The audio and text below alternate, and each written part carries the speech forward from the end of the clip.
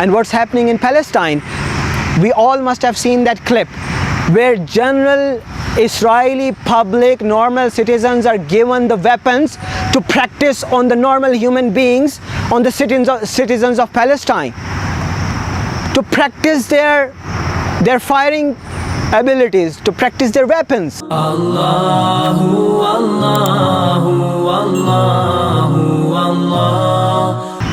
Prophet Muhammad sallallahu alaihi wasallam in one of the hadith said there would be fitna that would enter every home of Arab. Aren't we living in that time where our people, our children, our kids are using the internet behind our backs and watching all of the things that they are not meant to watch?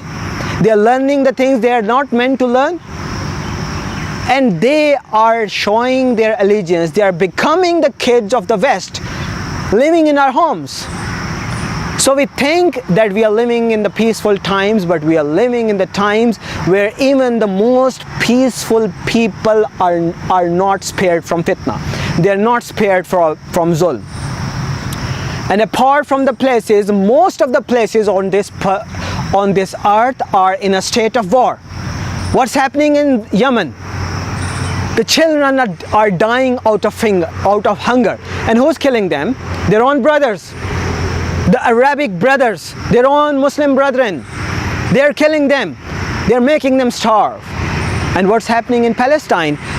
We all must have seen that clip where general Israeli public normal citizens are given the weapons to practice on the normal human beings, on the citizens of Palestine, to practice their firing abilities, to practice their weapons.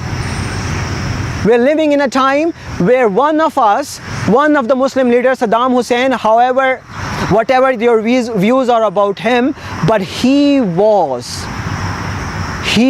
hanged in broad daylight, and there was no such person who would blink an eye.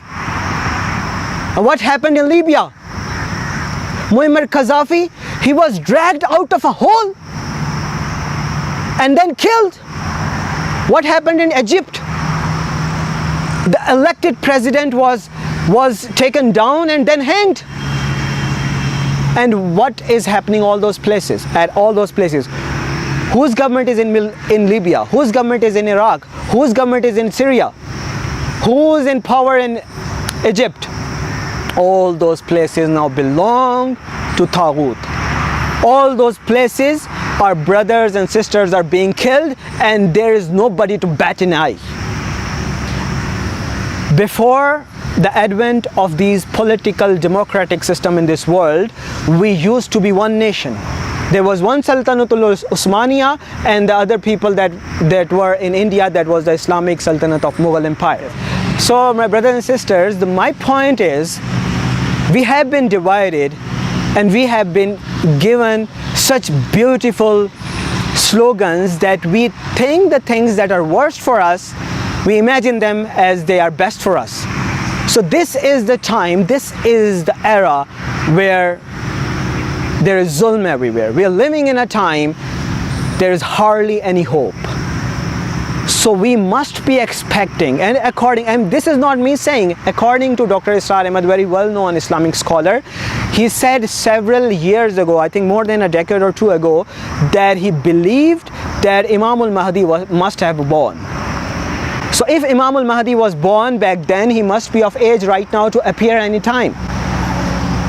And according to the hadith of Prophet Muhammad sallallahu alaihi wasallam, Imam al-Mahdi would appear, would be realized, would be known at the age of 40. He would take bay'ah when he would be 50 or something else, or 50 or something.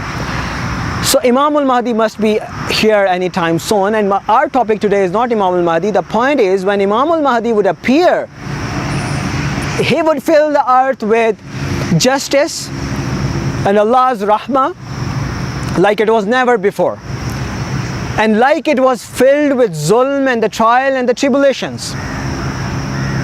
And when the earth would be filled with justice and peace,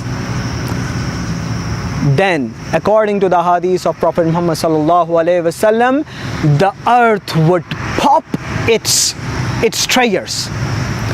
the earth would throw out its treasures, and the rain would leave nothing out, would keep nothing out of its water, and the clouds would keep nothing out of its water, and the clouds would make all of the water rain on the earth. And according to the Prophet Muhammad sallallahu alaihi wasallam, the earth would not keep out of any crop, and all of the crops would be green, and the earth would be filled with crops. The earth would keep nothing. And such a situation, the reign of Imam al-Mahdi would be for 7 years. And after that, Dajjal would appear. Now, my brothers and sisters, imagine that the earth is filled with peace and justice. Nobody is depressed, nobody is worried, nobody is poor, nobody has any trouble. And then what happens? When Dajjal appears, according to Prophet Muhammad sallallahu alaihi wasallam, there's no such thing that I'm saying from my own self, from the quotations of any other person. I'm telling you all of the hadiths of Bukhari and Muslim and other authentic sources, that before Dajjal appears, there were 3 tough years. In the first year, the clouds would keep 1/3 of the rain, and the crop would be reduced by 1/3.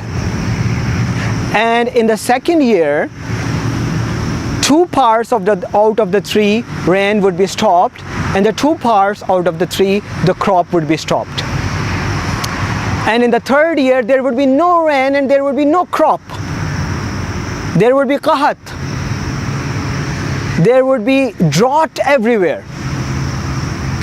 And the people would be hungry. And these are the people who have lived such a comfortable life under Imam al-Mahdi that they had no worries just a year or 2 before.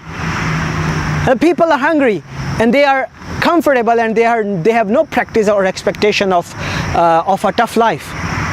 And then Dajjal appears.